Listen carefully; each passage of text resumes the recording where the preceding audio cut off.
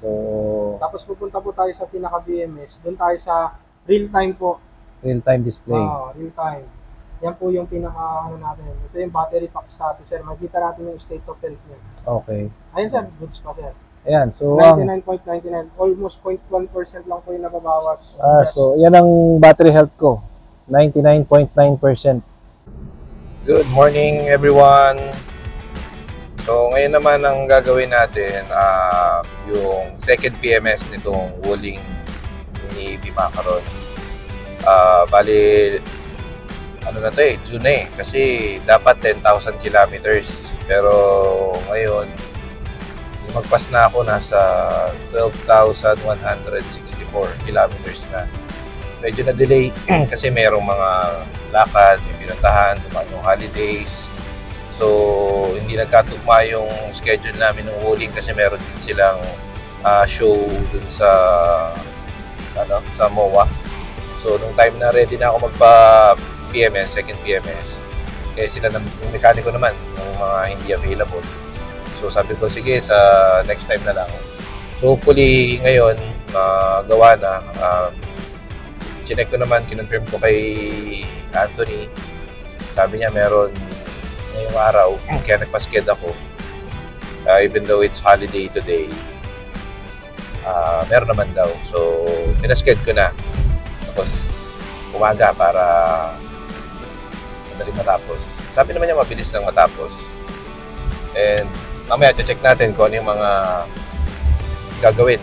Kasi dati, sobrang basic lang chinek lang yung mga bolts and nuts, mga ganun lang, 12-volt battery.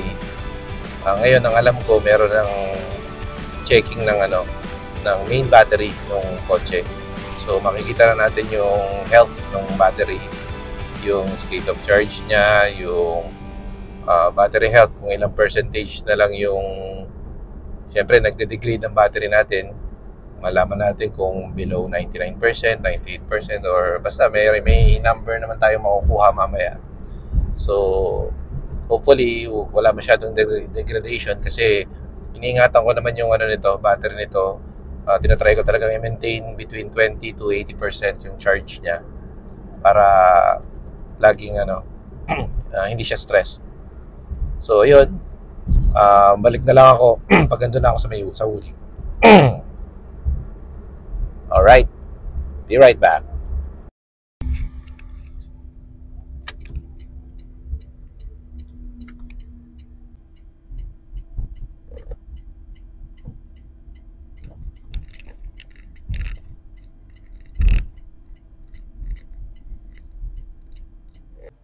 Alright, dito na ako sa Wuling Makati, sa may Chino Roses. Medyo napaaga ako. Ang oras ko kasi dapat 9 o'clock, 8:46 pa lang. So antay-antay na lang muna ako ng konti. Pero hopefully dumating na si Anthony or yung mga mekaniko para ma-start na to at matapos tayo ng maaga. Alright, antay muna ako. Heard Mackenzie's threats. There was another building that captured footage of Mackenzie turning on the street before pressing on the gas. Ayan, kasi Sir Roldan, siya na yung magpapasok ng kotse natin para ilagay dun sa ano ba to?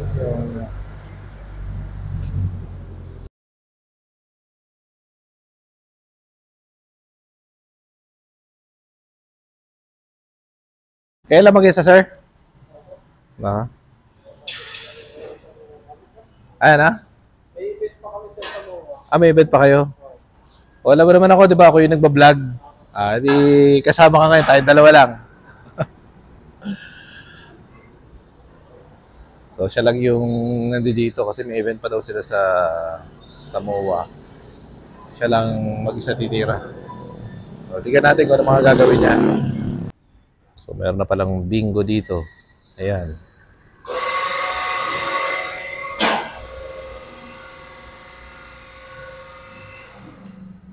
Ito, macaron, bingo. Tapos sa loob, ayan yung dalawang Game Boy, bingo. Wala pa yung yep. Ito pa lang.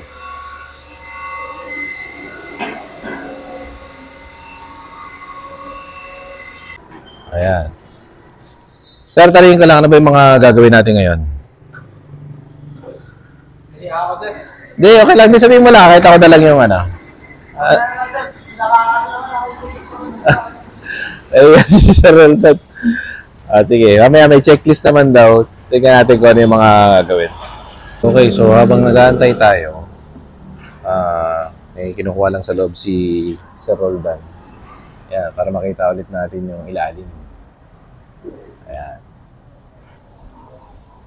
Ayan, yung ilalim. Ayun yung motor. Ayan. Oh, ayun.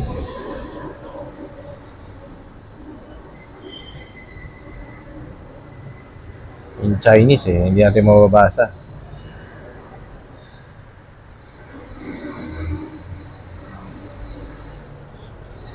Okay, ito yung main motor niya. Tapos ito yung battery.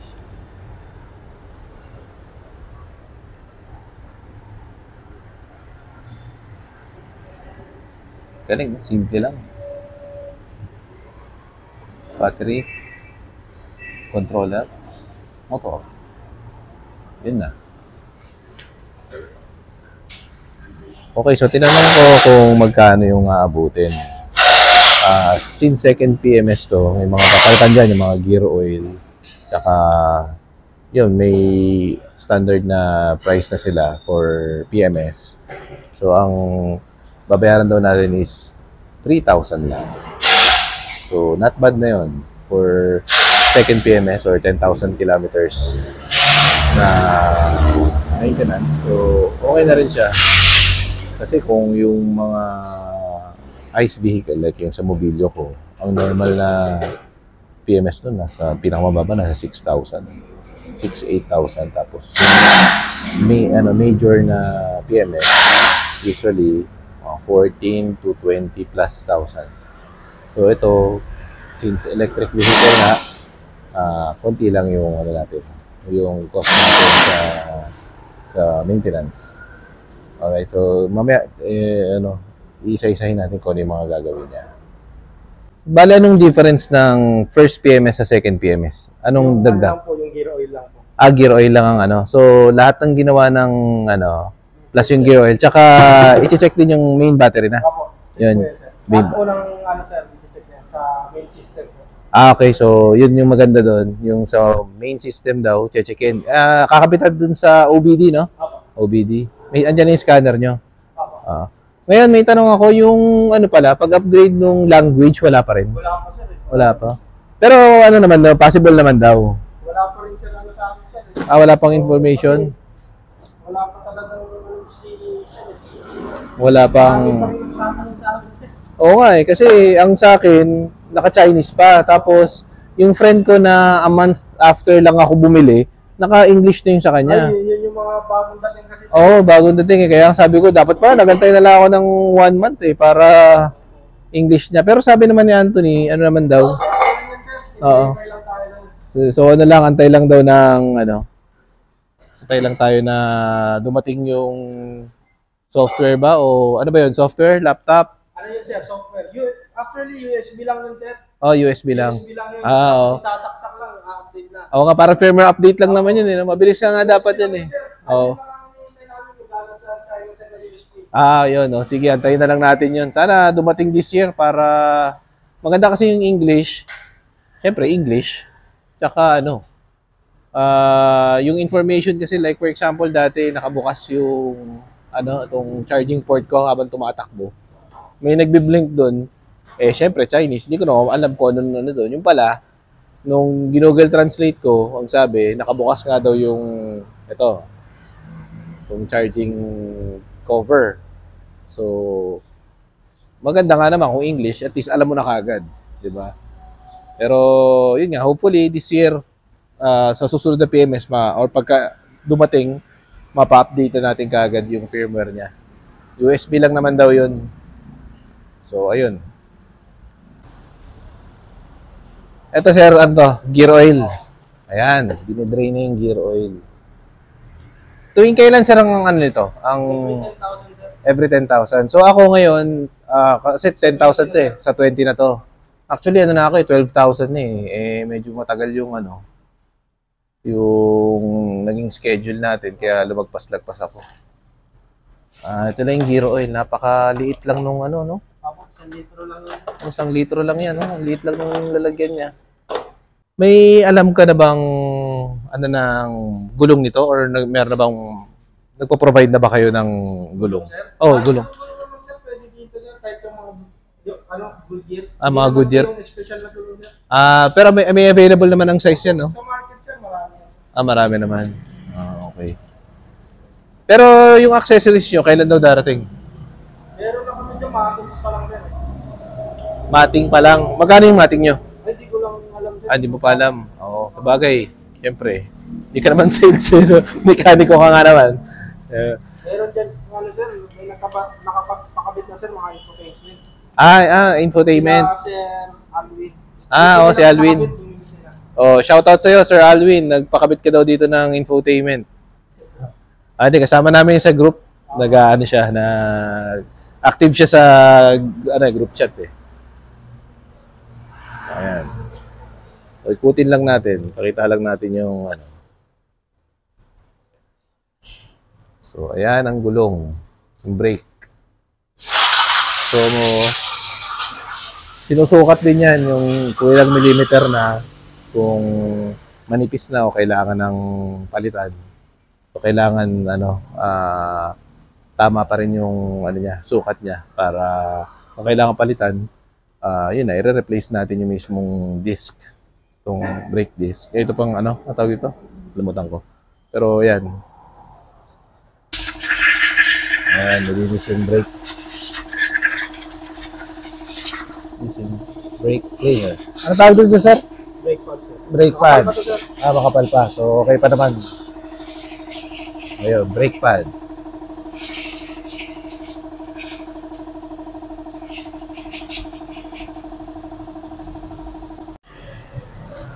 So, pasok muna ako sa loob. Silipin ko lang itong bingo.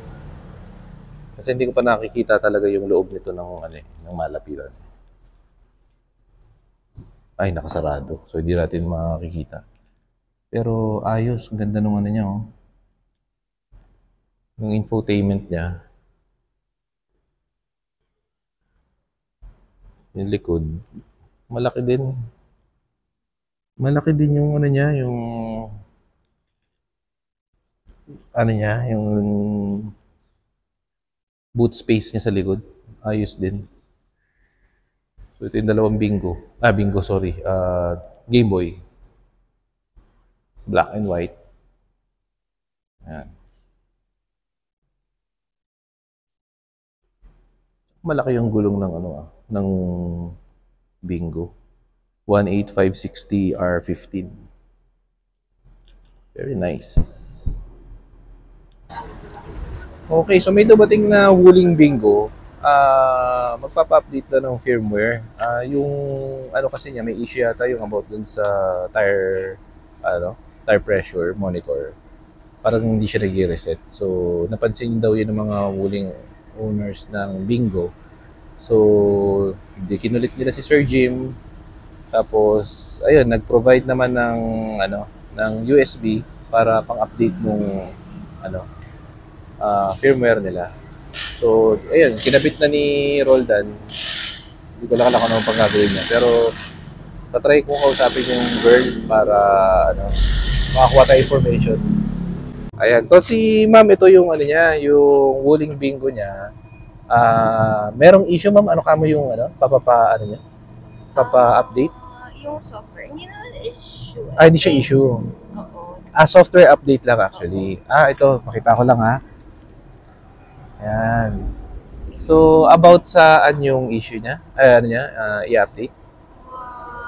Well, siguro, mas magandang software this time. Yeah, sinabihan lang kasi ako ng ng ahente ko. Okay. Pwede dito anytime para i-update yung software. Okay. Buti pa Pero sa inyo yun, meron na. Kasi sa amin, ang issue naman yan. Sa akin, actually, hindi rin siya issue eh. Naka-Chinese pa yung sa akin. So, sa inyo yata, English na rin eh, no? Oo, ever since naka-English na yung mga unit yeah, minsan nga nagla-lag siya. May lag. So yun siguro yung kailangan, yun yung maayos siguro ng software pagka na-update na siya. No? Yeah, Ayun. hopefully. Hindi, ang bago daw, meron ng tire pressure monitoring. Okay. And, may isa pa eh. Tire pressure monitoring. Oo. Reset trip meter. Okay. So, reset trip meter, tsaka tire air pressure monitoring. So, siguro yun yung ma-update dito sa niya. So, napakagaling oh. Naka lang siya. USB, kinabit lang doon. Tapos ito, na-update lang siya. Ayan. O yun, ma'am, thank you. Yun lang naman. Ko lang. Chinek lang namin kung ano yung ginagawa sa Wuling Bingo. Kasi sa amin, hopefully, magkaroon na rin ng update yung sa amin para mapalitan na yung sa akin. Kasi medyo matagal na ako, mga 6 months na kasi ito eh. Kailan nyo ba ma'am nakuha yung bingo nyo? January. Ilan na ma'am yung mileage nyo ba? 2,500. Ayun, 2,500. Ang galing nung isasaksak lang talaga yung USB. Wala nang computer na kailangan. Sir, sa Macaron, pagka mag-update, saan siyang USB sinasaksak? Saan banda? Saan part sa sa ilalim? Meron talaga siyang port ng USB. Okay. Kala ko dun sa sa stereo. May USB doon. Pero meron para talaga siyang port sa ilalim na pag USB pang update talaga. Sa mga Macaron, papadaanin kasi natin ng OBD. Sa OBD. Yung OBD o laptop, nakasubsok mo sa USB. Okay. So yung OBD, may, hindi siya katulad ng Bingo na may USB port talaga pang update. Yun ang difference. Okay. Okay. So yung OBD, merong USB yun na port. Sa laptop po mismo. I mean, yung, di ba, OBD, tapos may USB siya, tapos kakabit sa laptop. Ayun. So, yung Bingo, ready na siya for update using flash drive lang, USB flash drive. Ito, kasi may port siya na USB port, sasalpak lang niya doon, tapos automatic mag-update na. Itong Macaron, wala pa. So, ang gagawin, may OBD scanner, actually, hindi scanner, OBD na device, kakabit doon sa port, tapos merong USB doon, doon isasaksak yung USB na nakakabit sa laptop, tapos i-update yung firmware na using the laptop na software. Ito, maganda sa kanya, automatic na update kagad, sa salpak mo lang yung USB dun sa dashboard. Meron na kasing USB port kagad eh. Ayun, sana magkaroon na rin tayo ng update dito sa Macaron kasi ibang feel nung nakita ko yung sa friend ko na English yung sa kanya, parang mas masarap mag-drive kasi lahat ng information alam mo. Although kabisado ko na naman yung information niya, pero syempre, iba pa rin pagka naintindihan mo yung nakasulat. Ayun. Ayan, andito si Sir PJ, sir. Good morning, Sir PJ. So, nagpunta siya dito para magpa-update yata ng software din, di ba? Software. So, sir, yung software yan? Yung ano ba yung update daw doon about dun sa software? May idea ka ba? idea.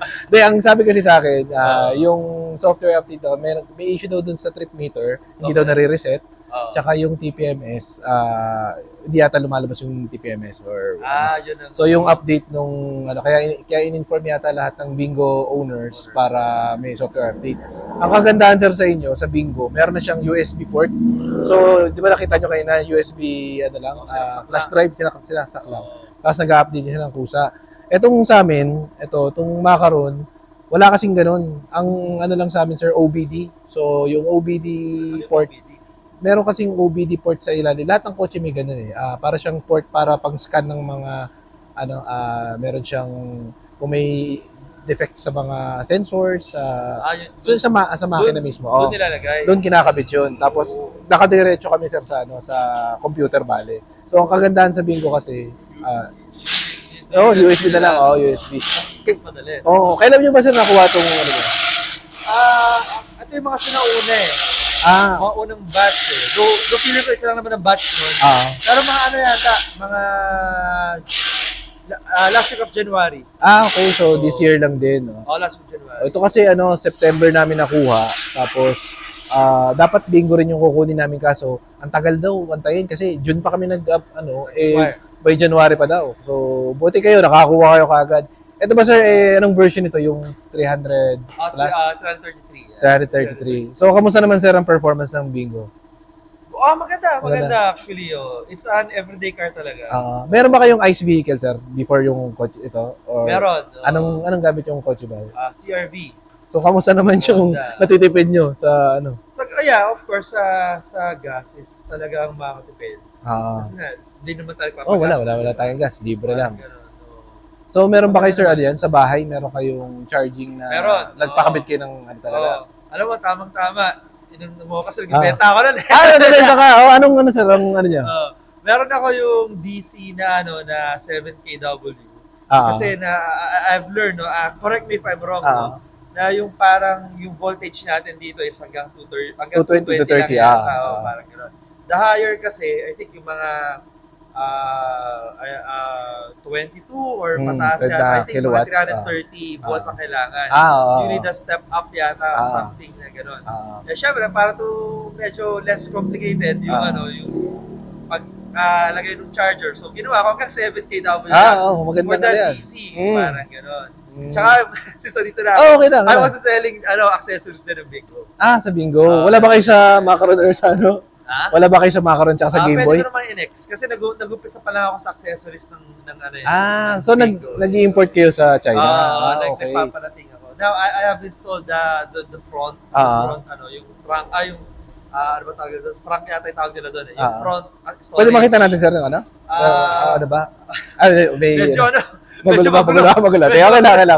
So, meron na kayong mga na-upgrade dito sa ano nyo? Yung mga accessories. Accessories. And Okay. then for the charger, ayun, meron din ako noon yung GBT, ano ba tawag doon? 522 GBT. No. adapter, The fast charging. fast charging. DC. DC charging. Kasi, alam ko ang tawag din sa kanya is GBT, pero hindi siya kapareho ng GBT nung AC. Iba yung port niya. Iba yung itsura niya. Marami siyang mga butas. Okay. So, nagbibenta rin kayo ng gano'n. Paano kayo, sir, makukontak kung meron ba kayong page or meron ba kayo sa actually, makikita naman ako in Marketplace. Marketplace. Facebook Marketplace. Yung enterprise namin, yung Lampo Enterprise. We're selling different products. Okay. Anong pangalan, sir, ng Lampo Enterprise. Lampo Enterprise. Ayun, so, yung mga willing owners, check nyo yung ano niya.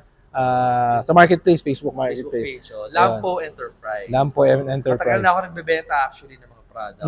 Okay. Bago lang ako sa car accessories, pero I'm selling other products. Okay. So doon makikita naman namin kung ano yung ano. Exclusive ba siya sa cars or may iba ka bang... Marami akong products talaga. Marami products talaga. So yung sa car accessories yan, bago pa lang sa car accessories. Okay. So pinag-aaralan ko pa din. Maganda, buti nakakuha kayong magandang supplier ng ano, no? Kasi konti pa lang yung nagbebenta actually ng ano eh. Itong Macaron sa Shopee, Lazada lang kami. Kung ano yung available doon, yun lang ano namin, no? Pero sa China, pag tumingin kami, ang daming pwedeng i-upgrade, no? Ang daming pwedeng i-upgrade, kaso yun nga, wala pa tayo, eh. Ayun. Madami. Ayan. Sige, so ano natin next time. So, thank you, sir, sa pag-join sa vlog natin. At least meron tayong nakuhang information sa Bingo. Ayan, thank you. Ito sir yung gear oil natin. Ayan, gear oil natin. 7590. Okay, 7590. Toyota yung gamit. Ayan, so lagyan ng giro. 1 litro lang, no? 1 litro lang yan. Ayan, may dumating na naman na Bingo. Magpapa-update na rin yata to. Sunod-sunod sila, no? Ayan, si Sir Richard din, katokayo. Head ng Evop. So, magpapano din siya ng kanyang Wuling Bingo. Ayan. So, ayan. Thank you, sir. Thank you. So, ayan. Sa maletang ito, dito daw yung, ano to, laptop? Laptop na. Yung pang check ng main battery. Makikita natin mamaya kung ano na yung battery health ng kotse. Kakabit na yan dyan. Pero for now, ang i-check muna is yung 12 volts na battery. Yan, checkin niya. Check muna ng aircon.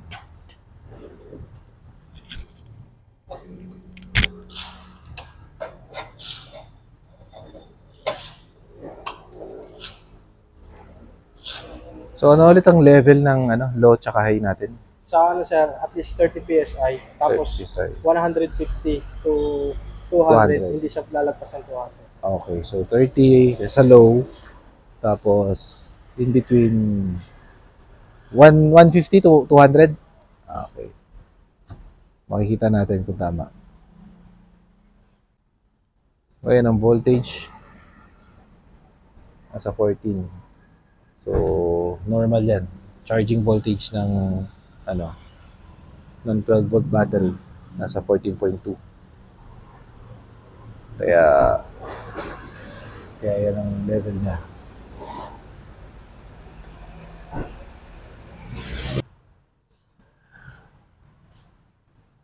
Wow, Razer. Ang laptop. Talagang pink dapat yung kulay, no?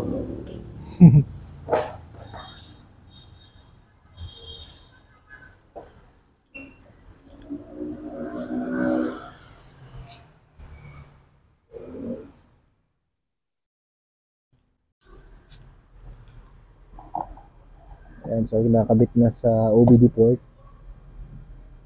Ang check ng main battery.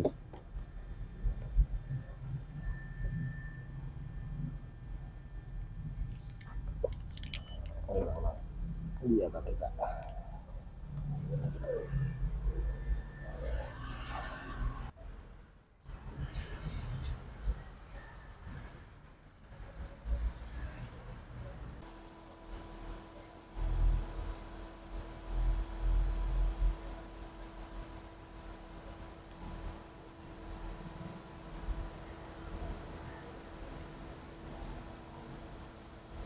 So ito, kumukanik ka sa BMS.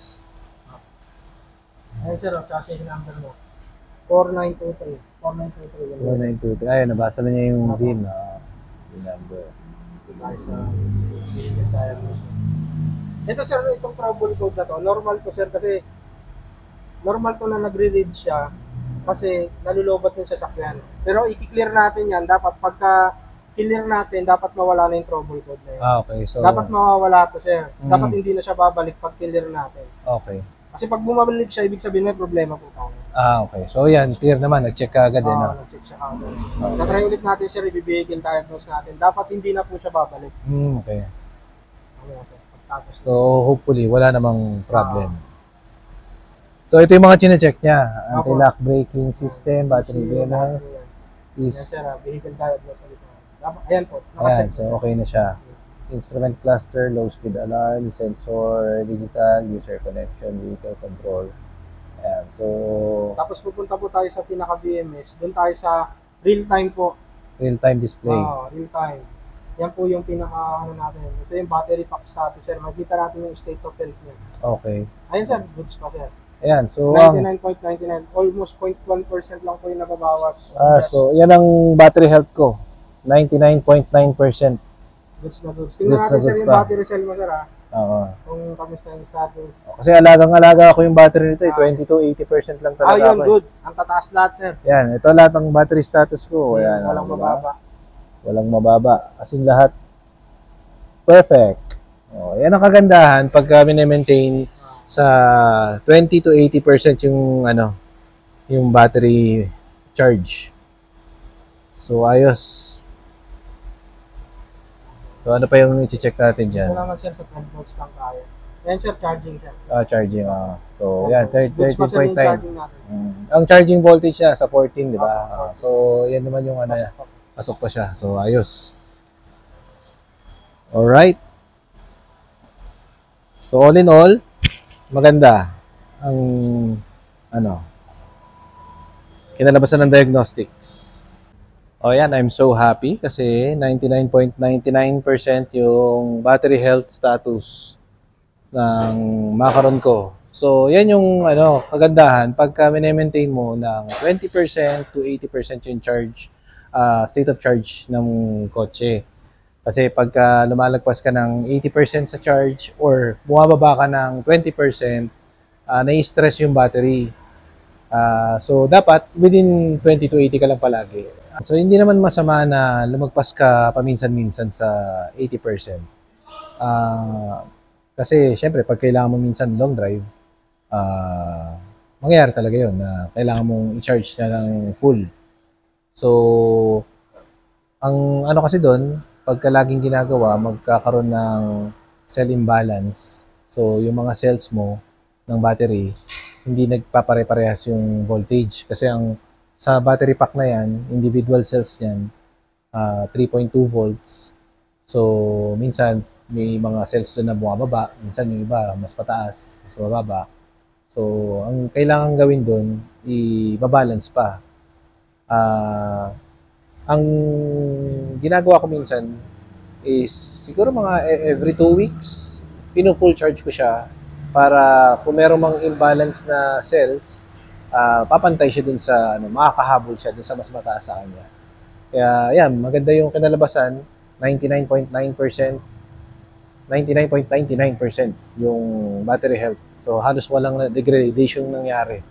6 months ko na siyang gamit, halos walang degradation kasi nga, I make sure na within 80 to 20% lang yung state of charge niya. Ganun ang magandang pag-aalaga ng battery para hindi kaagad ma-degrade, para tumagal, di ba? So, definitely kung tutuloy ko siya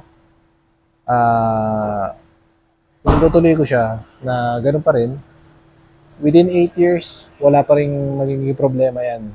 Basta ganun lang yung natin. And sabi ni Roldan, daw, i-road test lang daw niya. So, ayan. So, ito ang aking YouTube channel, Richard Torno. So, testing muna daw niya.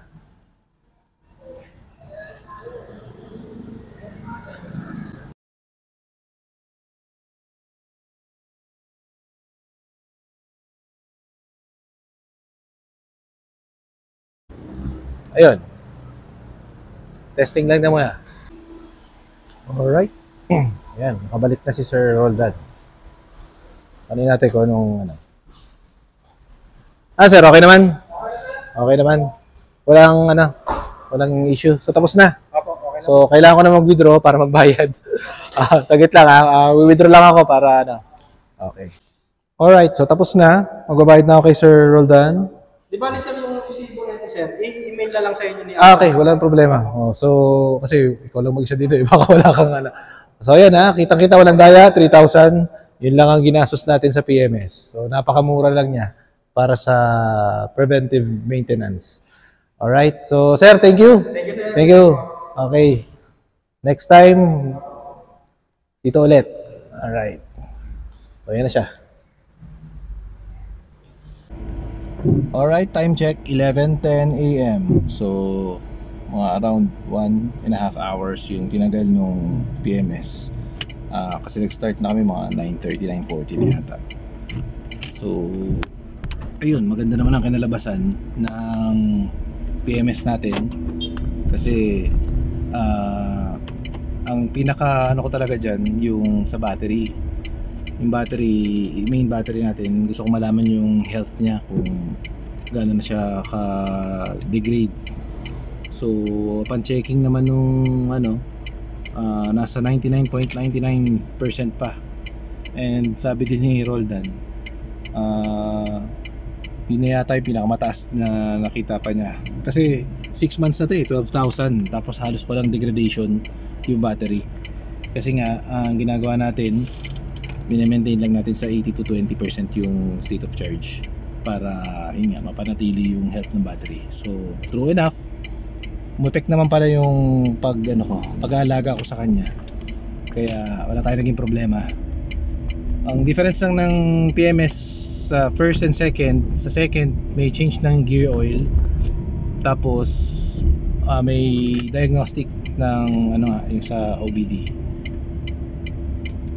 So yung yung gear oil pinalitan, tapos normal na check ng mga AC, pressure ng aircon, yung battery voltage ng 12 volts, brake pads cleaning, tapos ayun, yung pag-test ng mga sensors, battery. Tsaka yun, yung basta ko yung ginawa ng first PMS natin. So ang price niya, ang gastos ko 3,000. Sa Macaron daw 3,000. Kanina tinanong ko yung sa Bingo, since mas malaki yun, tsaka iba yung parts din. So sa kanila yata 4,000. So not bad na rin for a car na papa-PMS mo, 3,000. Baba na yun kasi mobilyo ko magkano? Pinakamababa nun 6,000. Tapos minsan pagka major pa abot ka ng 25,000 twice a year.